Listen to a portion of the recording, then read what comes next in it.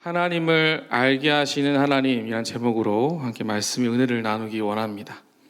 오늘 저희가 읽은 본문 1절을 잠깐 보시면 거기에 7달이라는 표현이 있습니다. 7달은 시간을 말합니다.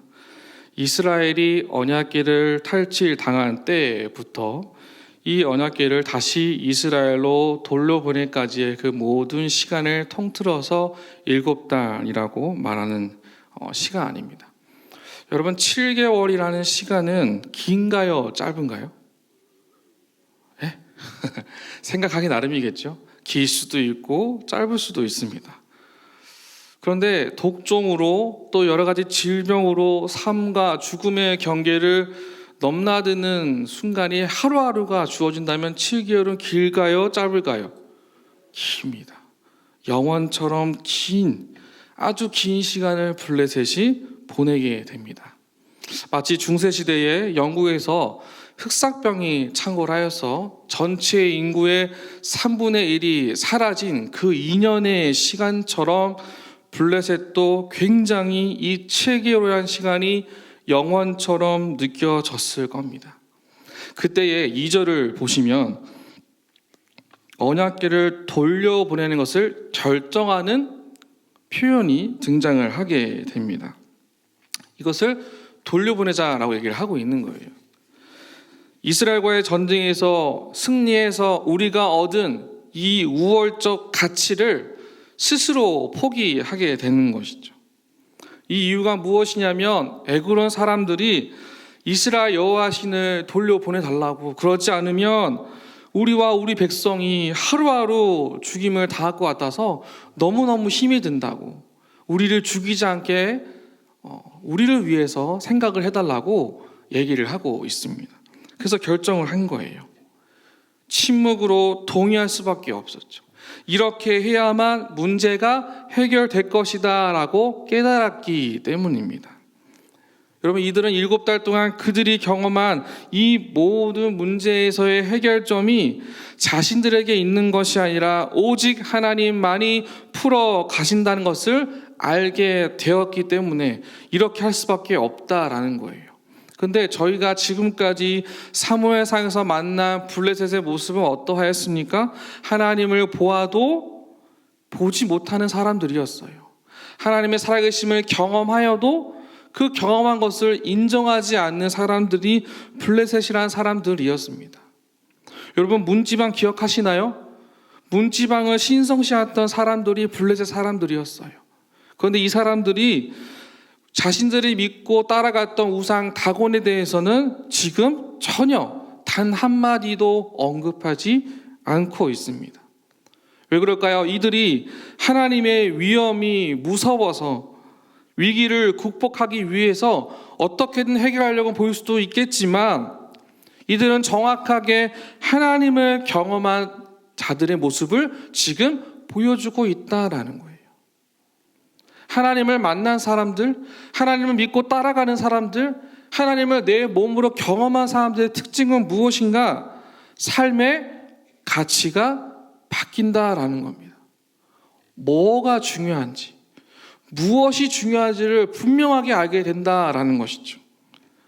언약궤를 돌려보내는 것이 종교적, 정치적 어떤 패배처럼 내 자존심 구겨지는 일인 것처럼 받아들이는 것이 아니라 하나님을 알고자 하는 결심을 하는 것이 더 중요하기 때문에 이 선택을 그들이 하고 있다라는 거예요. 하나님을 알아가는 것이 이걸 붙잡고 살아가는 것보다 더 중요하다. 우선순위의 가치가 바뀌어졌다라는 것이죠. 여러분, 이 결정은요, 가볍게 내려진 결정이 절대 아니라는 것을 성경은 우리에게 분명히 보여주고 있습니다. 여러분, 2절 마지막을 잠깐 보실까요? 2절 한절에 그것을 어떻게 그 있던 곳으로 보낼 것인지 우리에게 뭐 하래요? 가르치라라고 얘기를 합니다. 가르치라. 여러분, 이 가르치라라는 이 표현 원어상 뜻은 알게 되다, 발견하다, 허락하다는 뜻이 있어요. 지금 우리가 무엇을 해야 할지를 알게 되는 거예요. 내가 지금 뭘 해야 할지를 분명하게 발견을 하게 되는 것이죠. 경험적 지식으로 받아들이겠다라는 뜻을 이들이 지금 2절에서 말하고 있는 거예요. 여러분, 경험하여야만 알 수 있는 지혜가 무엇이 있을까요?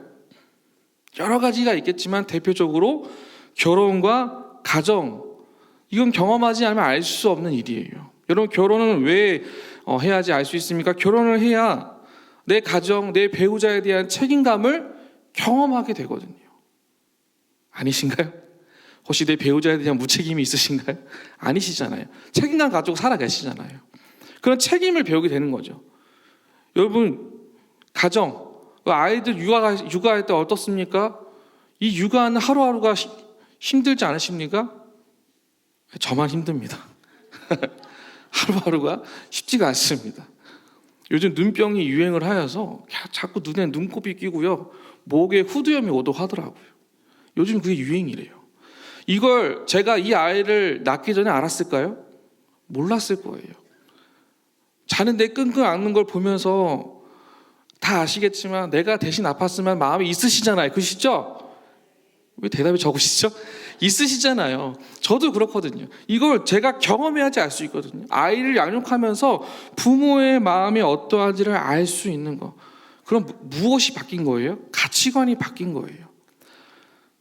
가정의 가치가 정말 중요하다는 것을 경험해야만 알 수 있거든요. 책으로, 문자로도 알 수 있지만 경험한 것보다는 비교할 수 없을 만큼 제대로 알 수 있는 것이 이 경험적 지식이라는 거예요. 지금 블레셋이 원하는 가르침은요, 단순한 지식 전달이 아니라 정말 하나님께 나아가고자 하는 마음, 정말 하나님을 알고 싶은 마음, 그 경험한 가치로 내가 다 받아들이겠다는 그 마음이 자신들의 자존심보다 더 소중하다고 말을 하고 있는 거예요.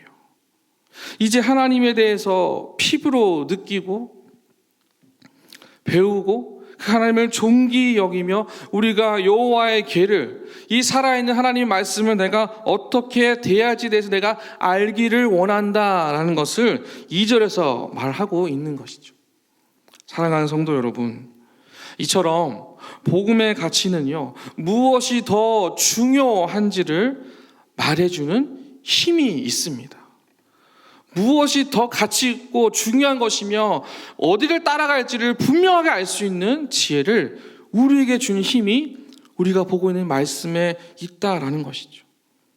날마다 이 말씀의 은혜가 살아 숨쉬어서 함께 하시기를 주님의 이름으로 간절히 소망합니다.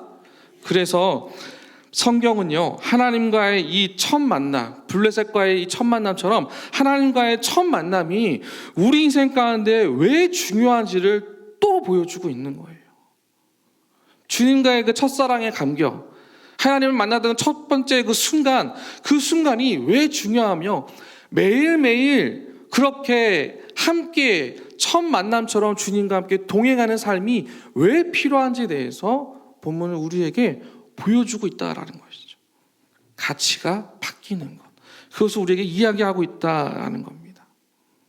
하나님을 알게 하시는 하나님의 목적은 그냥 듣기만 하던 말씀의 가치를 듣기만 하고 흘려버리는 것이 아니라 내 마음에 두면 반드시 바뀌어진다라는 능력이 있다라는 겁니다. 하나님을 알아가는 지식을 경험한 블레셋 사람들, 이 사람들의 첫 번째 변화가 무엇인지를 성경을 보면 알 수가 있습니다. 저희가 읽은 본문 6장에서 조금만 올라가시면 5장 11절이 있습니다. 5장 11절 잠깐 보실까요? 5장 12절을 보시면 거기에 이에 사람을 보내어 블레셋 모든 방백을 모으고 이르되 이스라엘 신의 괴를 보내어 라는 표현이 있습니다. 보이시죠? 5장 11절 이렇게 이야기를 했습니다. 그 다음 6장 2절을 보겠습니다. 저희가 읽은 본문 6장 2절 같이 한번 읽어볼까요? 같이 읽겠습니다. 시작. 블레셋 사람들이 제사장들과 복술다들을 불러서 이르되 우리가 여호와의 궤를 어떻게 할까?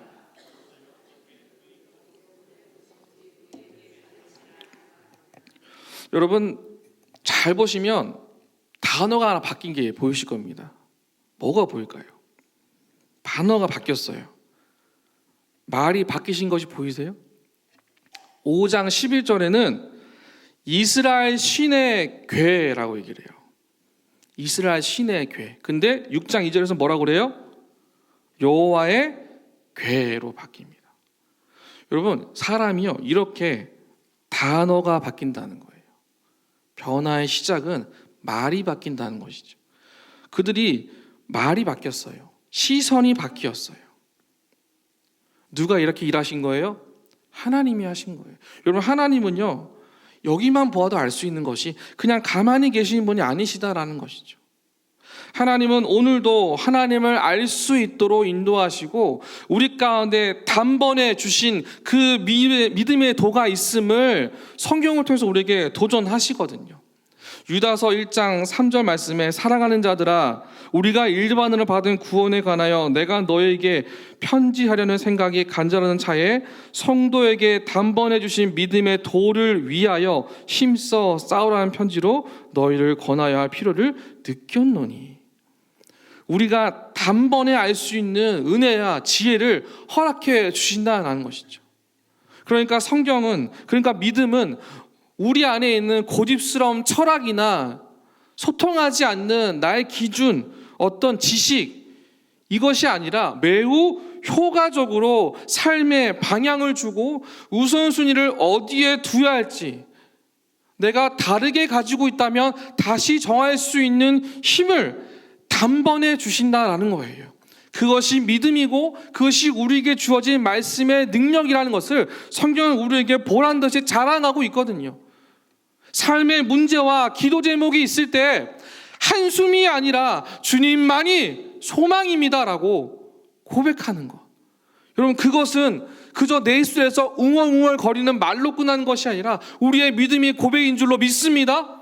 이 믿음의 고백이 날마다 우리의 가치가 바뀜으로 바뀌어진다라는 것이죠. 우선순위가 달라진다라는 거예요.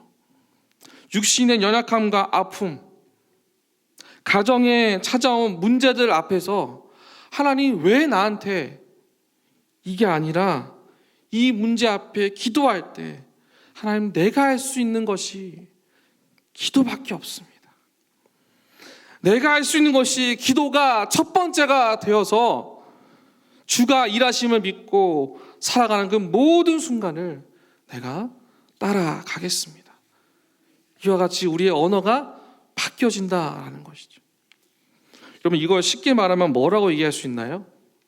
하나님을 만난다라는 거예요. 하나님을 만난다. 여러분, 저희도 이곳에서 하나님을 만나셨지요. 아멘이시죠?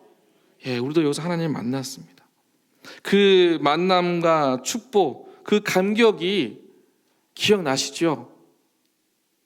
왜 아마 아멘 안 하시는 거예요? 기억나시죠? 기억나셔야 돼요.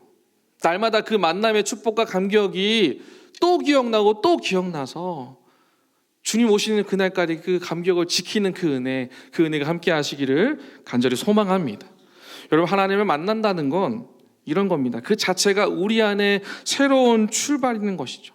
하나님을 알 수 있도록 인도하시는 그 순간, 말씀을 대할 때, 내가 기도할 때, 내가 지금 이 자리, 이 현장에서 예배를 드릴 때마다 주님을 알게 되어져서 우리가 바뀌어지고 달라진다라는 거예요.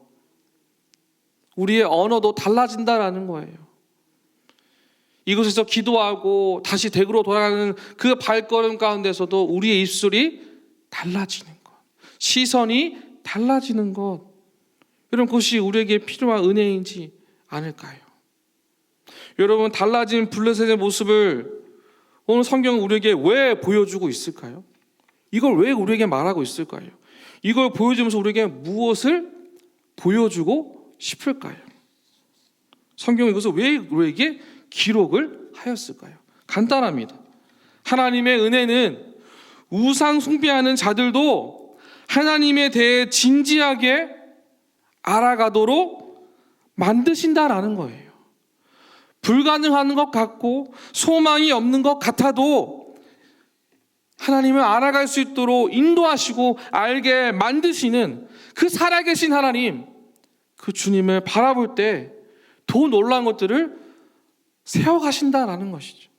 그래서 성경에 기록한 이유, 이들도 배우려고 하고 이들도 시도하고 과정을 거쳐서 주님을 만나는데, 하물며 이스라엘 너희는 하나님에 대해 아는 시간과 양이 많은데 무기력하게 위기를 만나면, 감정이 상하면, 자존심이 꺾이면 하나님한테 삐져서 멀어진 것부터 시작하여서 내 믿음을 가치 없는 것으로, 하찮은 것으로 만들고 싶은 마음, 그 마음이 우리 마음속에 가득하지 않은가?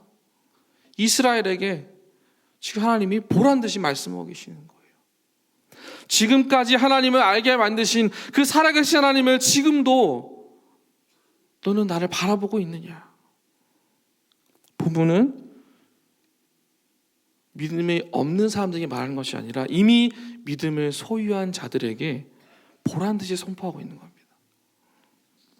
믿음 없는 자들 가운데 여전히 하나님은 살아계셔서 스스로 드러내시고 그들로 하여금 고백하게 만드신 하나님.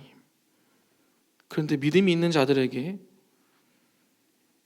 이 모습을 보여주시면서 우리 입술의 고백이 달라지기를 원하시는 거예요. 우리 입술의 고백이 어디서부터 달라져야 할까요? 지금 남 믿기도 바쁜데 내가 할 수 있을까요? 나 응답받기도 어려운데 내가 누군가를 위해 헌신하고 기도할 수 있을까요? 내 문제 해결하라고 그렇게 말씀 붙잡고 바둥치면서 살아가고 있는데 내가 과연 잘할 수 있을까요? 기도할 수 있을까요? 이와 같은 고백들과 말을 하나님은 바꾸어 가신다라는 겁니다. 편리하고 스마트한 믿음 생활, 그곳에서 다시 이곳으로, 다시 여기에서, 이 현장에서의 말씀의 가르침 앞에 서는 것을 포기하는 자들에게 하나님은 본문을 통해 주님의 마음을 전하신다라는 거예요. 어떻게 해요? 나는 여전히 살아있고 지금도 나를 증명하고 있다. 복음이 없는 척박한 땅에서 어떻게 복음이 증거되었는지 보라는 거예요. 이것을 기억하라는 거예요. 하나님의 일하심은 성경을 읽고 의지하고 따라 살아가는 저와 여러분에게 이와 같이 오늘도 도전하시거든요. 복음의 능력은 우리를 연합하게 만들고 우리를 하나 되게 만들어서 모든 자들이 이곳에서 하나님의 은혜의 그 충만한 가운데 거할 수 있다, 연결되어서 살아갈 수 있다는 것을 성경 우리에게 도전하고 있거든요. 로마서 11장 23절에 이런 말씀이 있습니다. 그들도 믿지 아니하는데 머무르지 아니하면 접붙임을 받으리니 이는 그들을 접붙이실 능력이 하나님께 있음이라. 여러분, 여기 접붙이신 능력은요, 접붙인다는 표현이 가입하는 거예요.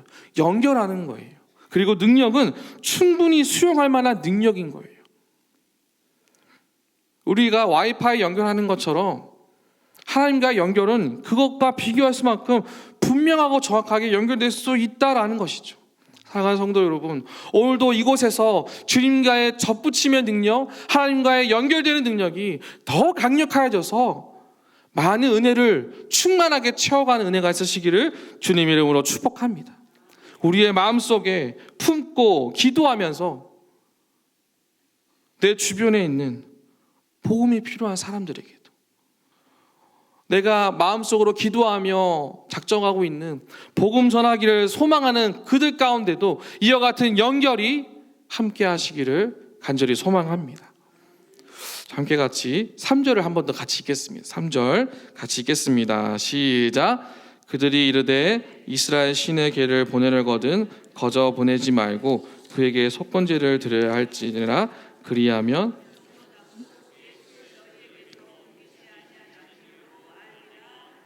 아멘.